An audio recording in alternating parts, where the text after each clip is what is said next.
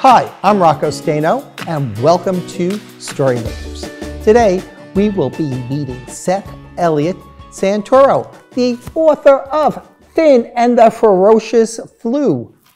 Welcome, Seth. Hi, Rocco. Hey, it's really great to have you here and to talk about your book, Finn and the Ferocious Flu. So tell us about Finn and the flu. Finn and the Ferocious Flu centers around a very precocious 8-year-old kid named Finn, his older brother, who's sometimes a pest, and his mom and dad. All of a sudden, the city undergoes this incredible pandemic. So it's how the family navigates and goes through this trying time for them, you know, because pandemics can be tough times for people. So we actually get to watch this family go through the pandemic and the tough times and the ups and downs and the challenges, you know, just like we all went through recently. So you mentioned, Finn, that he's precocious. Yes. Yeah, so what's precocious? So precocious is actually one of my favorite words. It means smart, clever, intelligent, curious, and creative. So does Finn, you mentioned Finn has a sibling. Yes. So Brad is his older brother, who's at the beginning of the book way more of a pain in the behind than the end of the book. Brad is a couple years older. He is curious as well. He thinks himself very well read. He loves to read. And he is a little peculiar and weird.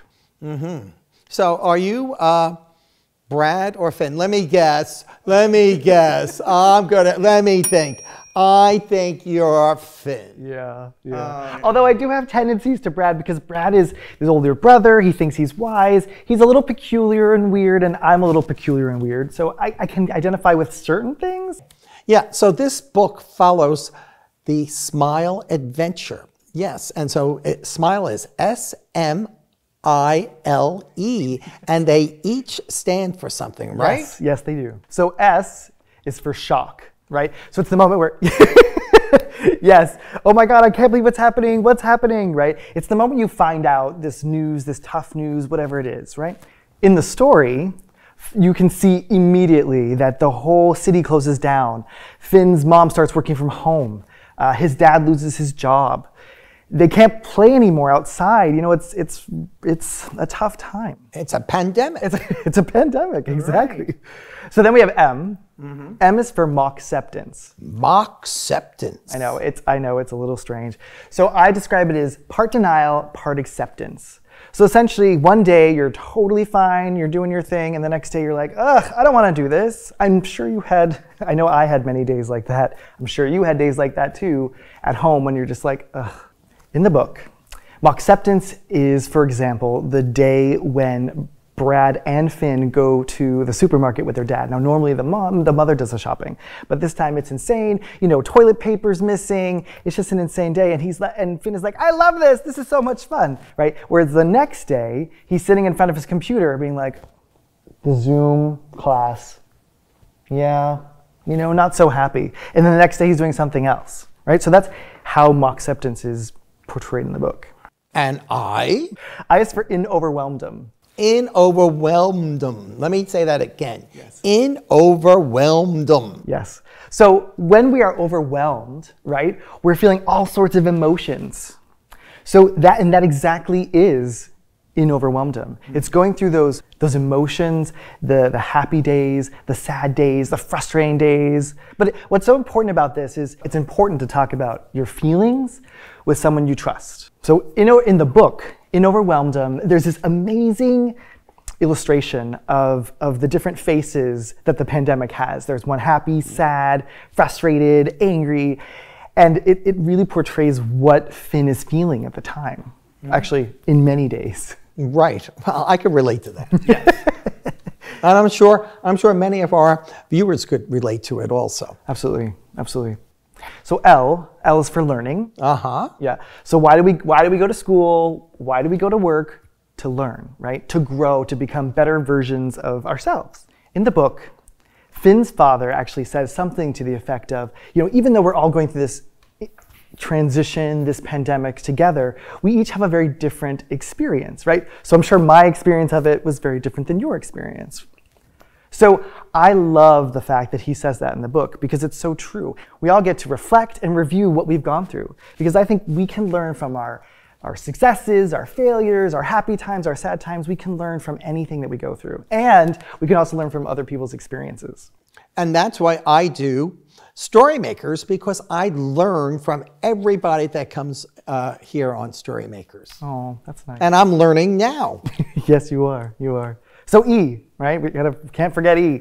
E is for embrace. When we embrace someone, right, we are telling them, I'm so glad you're here. Thank you for being in my life. Thank you. I give thanks for you. I'm appreciative. Thank you for being here. I believe that we need to, and we can all get to the point where we can embrace anything that happens to us in our lives, to the point where we say, I give thanks for this. So how does Finn embrace in the book? So you can see from the illustrations that the world is getting back to some type of normal, right? That shops are opening up again, that he's spending more time with his family, and you can see the family unit has become closer. Brad is not such a pain in the butt anymore. So Finn realizes at the end of the day that you are in charge of your own feelings. Once you understand how to take care of yourself, you can then react to whatever's going on around you.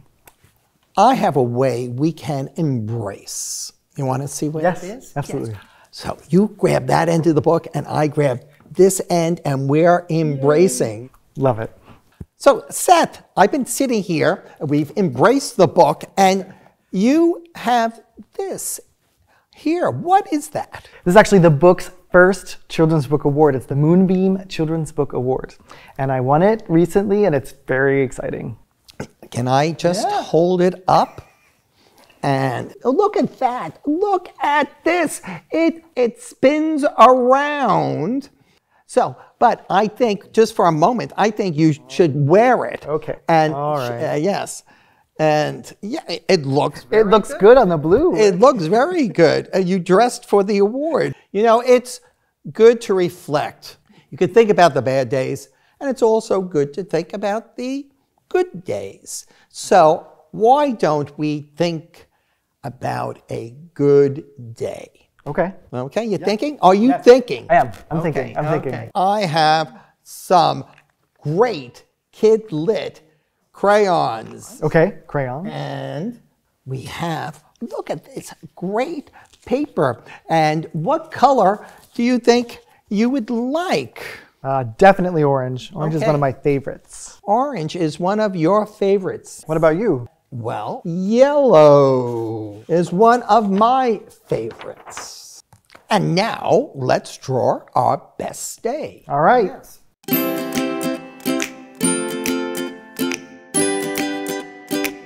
All done? I'm done too. I'm so curious. What did you draw? Okay, well, you know, doing Storymakers, I am so lucky because I get to meet so interesting people like you, Seth. Yes, but I did not draw you. Okay. No, I drew the time that I met Paddington the bear. Yes, that was a good day. And you know what? He was excited meeting me. Yeah, of course. And what did you draw? So during the pandemic, for me, I was isolated with my husband, as we all know what that means now.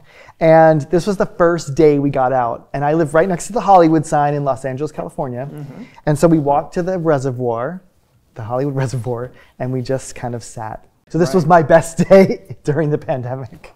Okay, well, there are more good days ahead. Absolutely. Yes. Absolutely. You know, neither of us are artists, but the illustrations in this book are terrific. Do you have a favorite illustration? Yeah, so the illustrator is Mr. Robert Dursley. He's a South African illustrator. So my favorite illustration is when Dad takes the boys shopping. And people are grabbing everywhere, and there is toilet paper missing. And it's just a crazy, crazy illustration. There's so much going on. Yeah, and I noticed that in the back of the book, there are some pages like this. So every book in the S.M.I.L.E Adventure series is for your edutainment. Edutainment. Edutainment. So what is edutainment? So It's part education and part entertainment. So, you can read the book because it's fun, it's a fun little story, but then at the end, I have actually put together tips and tricks for people to spark discussions with their families, with their classmates, with teachers, so they can talk about going through tough times and what it took to get them through the tough times. And that's where the edutainment comes through.